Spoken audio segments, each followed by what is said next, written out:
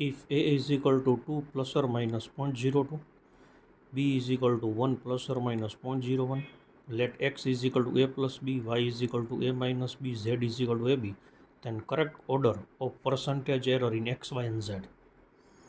Now see here, x is equal to a plus b, so delta x upon x is equal to delta a plus delta b upon a plus b. Delta a is 0.02 and delta b is 0.01, so it is 0.03.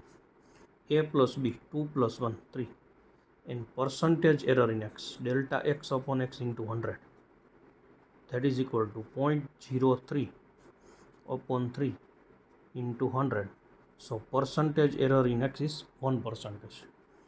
Now y is equal to a minus b, so delta y upon y is equal to delta a plus delta b upon a minus b. Now what is delta a plus delta b? Delta a plus delta b is 0.02 plus 0.01, 0.03. A minus b, 2 minus 1, that is 1, so it is 0.03. Now percentage error in y, so multiply both sides by 100, so 0.03 into 100, so it is 3%.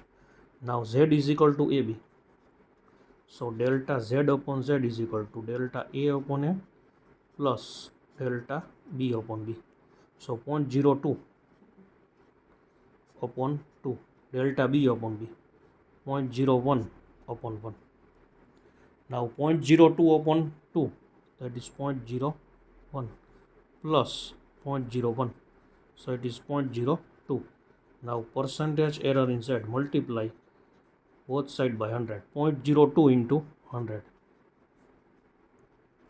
so it is 2%. So percentage error in x is 1%, y is 3%, and percentage in z is 2%. So we can say that percentage error in here y is maximum,